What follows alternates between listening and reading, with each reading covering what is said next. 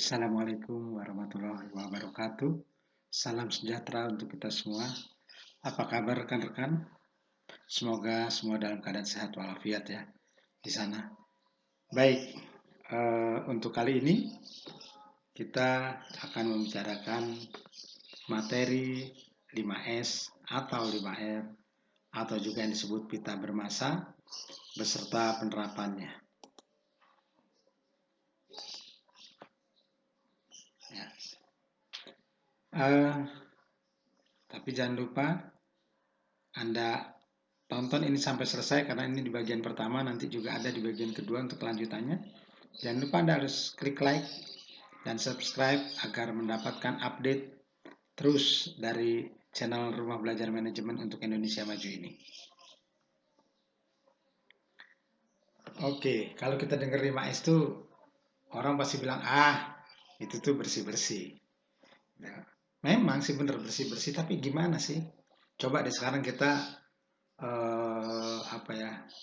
kita mau pikir mau coba bersihkan salah satu ruangan, kita coba tata, biasanya sulit, ya. Apa sih yang mesti kita lakukan pertama kali? Apalagi di situ ada banyak barang rusak, terus kita nggak tahu ini masih bisa dipakai atau enggak, ya. Kemudian, kalaupun kita ngerti, gimana sih kita nata sebuah ruangan atau kantor itu biar terlihat bersih, enak dilihat, dan mempermudah kita mencari barang. Nah, oleh karena itu, kita bisa mempergunakan yang namanya 5S. Karena 5S ini merupakan teknik penanganan yang sangat tepat untuk rumah, kantor, pabrik, dan di mana saja. Untuk di tempat pekerjaan, 5S ini sangat berpengaruh langsung terhadap produktivitas dan kualitas. Nanti kita akan bahas kenapa sih bisa produktivitas dan kualitas juga lebih baik dengan adanya 5S. Yang pertama, kita juga mesti tahu sejarahnya. Di Indonesia, 5S ini mulai diperkenalkan pada bulan Mei 1991 oleh Mr. Yasushi Fukuda yang diundang saat itu oleh Pusat Produktivitas Nasional yang diikuti peserta dari beberapa perusahaan. 5S ini sendiri adalah istilah dari Jepang untuk menggambarkan secara sistematik praktek housekeeping yang baik, dan ini sudah terbukti di beberapa negara. Di sini 5S itu merupakan awal dan juga pendekatan paling efektif dalam membangun suatu sistem dan perilaku dasar dalam beberapa usaha peningkatan produktivitas dan kualitas. Kembali lagi di sini, karena untuk membangun produktivitas dan kualitas yang baik perlu sistem yang baik. Tapi sistem yang baik ini akan lebih signifikan lagi bila yang berubah adalah perilaku dari personalnya.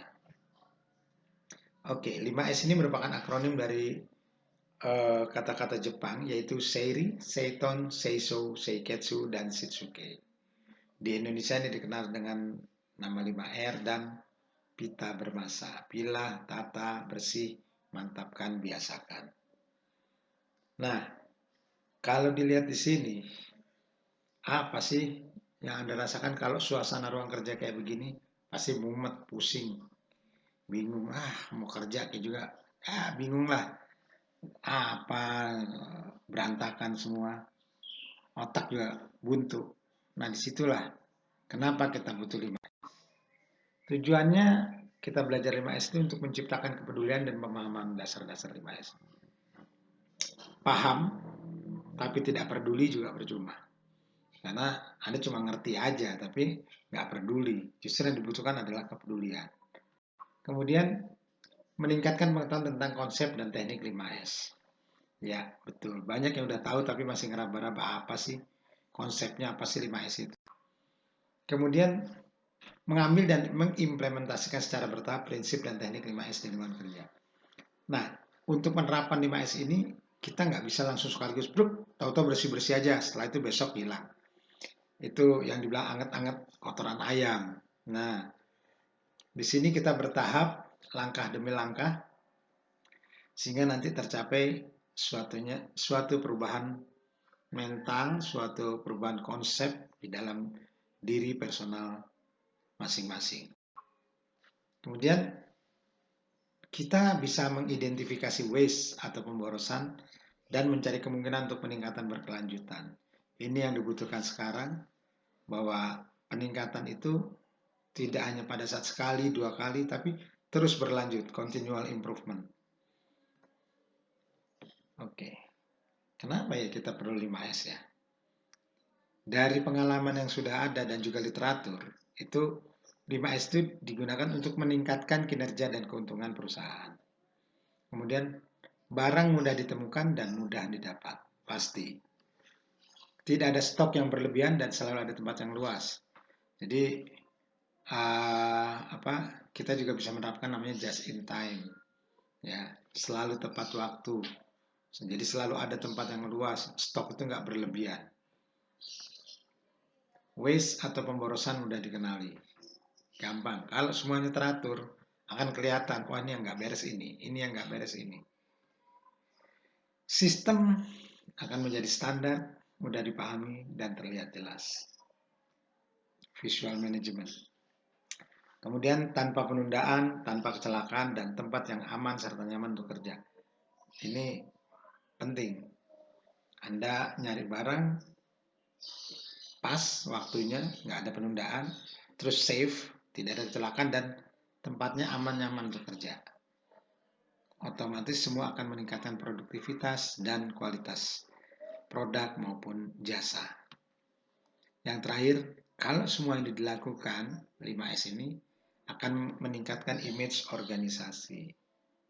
Jelas, Anda masuk kantor, Anda lihat ruangannya bersih, rapi, tertata, pasti Anda langsung berpikir, oh perusahaan ini bagus.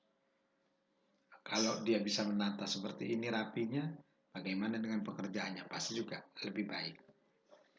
Baik, kita ingin tahu nih, arti 5S itu apa sih? Seri, ringkas, atau pilah. Buang benda yang tidak diperlukan, tidak dibutuhkan, dibuang. Seton, rapi atau tata, atur benda-benda dengan rapi. Seiso, resik, bersih, membersihkan secara terus-menerus. Seiketsu, rawat atau mantapkan, menjaga dalam standar yang baik. Shitsuke, rajin, biasakan. Latihan dan disiplin diri dengan peningkatan berkelanjutan. Oke, kita bahas satu persatu. Yang pertama seri atau ringkas atau pilah. Kita harus membedakan antara yang diperlukan dan yang tidak diperlukan secara membuang yang tidak diperlukan. Prinsipnya manajemen stratifikasi dan menangani penyebab. Kita harus tahu cara milahnya. Nanti kita akan bahas lagi di sini.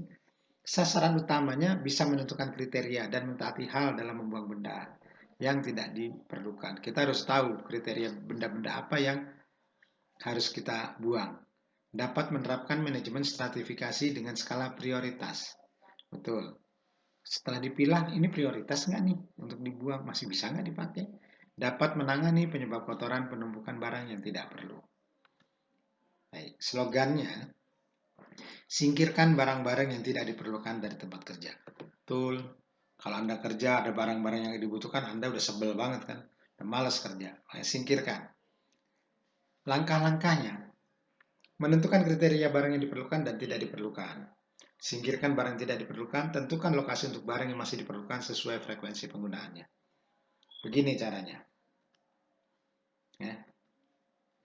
Benda yang tidak perlu itu ada yang tidak bernilai dan ada yang bernilai. Kalau yang tidak bernilai, buruan deh buang aja. Tapi yang kalau bernilai, ya kita masih bisa jual, segera cari pembeli. Kalau benda yang perlu, kita lihat selalu digunakan, atau kadang digunakan, atau tidak digunakan sama sekali. Nah, kalau yang digunakan ya tempatkan dekat Anda. Kalau yang kadang digunakan, tempatkan agak jauh dari Anda. Boleh di lemari, di mana.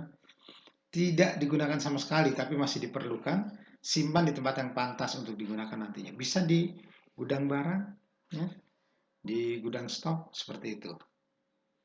Nah, ini juga bisa dilihat secara derajat kebutuhan. Ada rendah, ada rata-rata, ada tinggi. Ya, kalau yang rendah, tapi tidak dipergunakan di tahun lalu, udah setahun lebih, buang aja udah. Barang yang masih digunakan dalam 6-12 bulan terakhir, simpan jauh-jauh. Kalau rata-rata yang masih digunakan, simpan pada bagian tengah tempat kerja. Tapi kalau yang tinggi, barang yang dipergunakan sekali dalam seminggu atau tiap hari atau tiap jam, simpan dekat kita sendiri. Entah itu di kantong, di meja, ya, di di tas, boleh. Itu dari seri.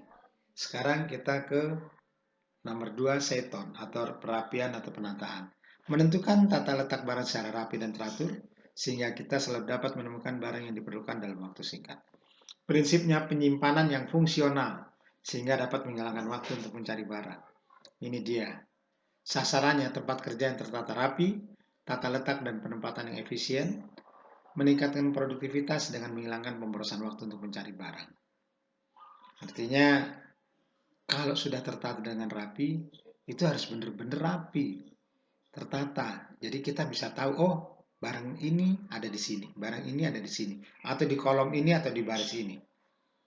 Oke, slogannya, setiap barang yang berada di tempat kerja mempunyai tempat yang pasti. Tidak ada barang yang pindah-pindah, tempatnya pasti.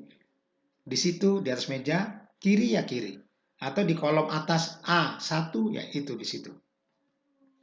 Oke, langkah-langkahnya kita kelompokkan barang sesuai jenis, pemberian tanda batas, pemberian tanda pengenal barang atau label, kemudian setelah itu membuat layout peta penyimpanan barang. Ini contohnya. Untuk mengelompokkan barang dan pemberian label itu dikelompokkan kapur tulis ya kapur tulis, buku tulis, spidol semua. Seperti itu. Kemudian tanda batas pada area kerja ini, kalau Anda lihat ada yellow line, garis kuning, itu adalah tanda batas pada area kerja. Kemudian layout, peta tata letak barang di gudang. Ini contoh, ada masing-masing punya tempat, buku tulis biasa, buku tulis garis tiga semua, sampai dicat air semua masing-masing. Dan itu pun kalau tipenya ada A1 buku tulis biasa mereknya Kiki. Buku tulis biasa 2 mereknya apa, 3 apa, itu ada A1, A2, 3 seperti itu bisa.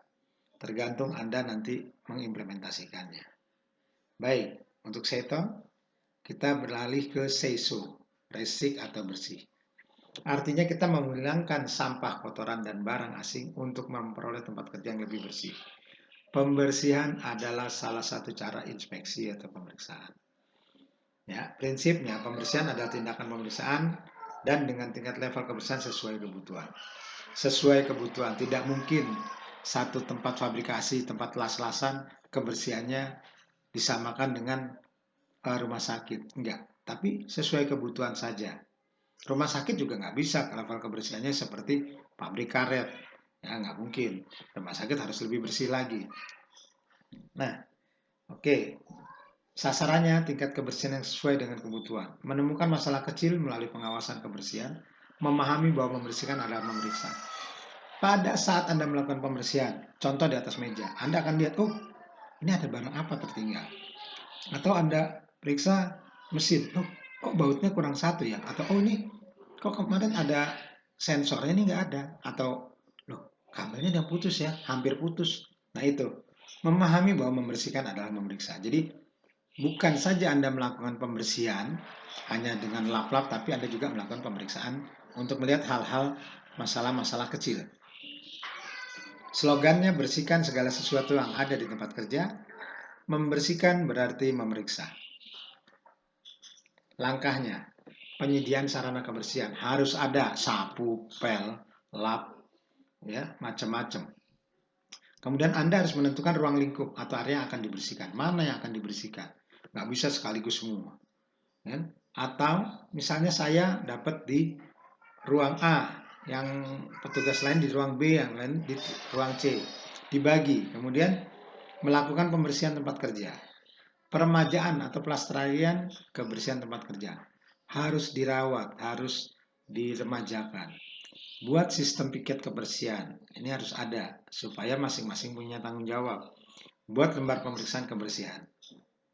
Baik, ini contoh penerapannya pembersihan area kerja. Lantai semua dipel, dibersihkan, seperti ini jadi mengkilat. Kemudian peremajaan area kerja ini sebelumnya lantainya belang bonteng ya.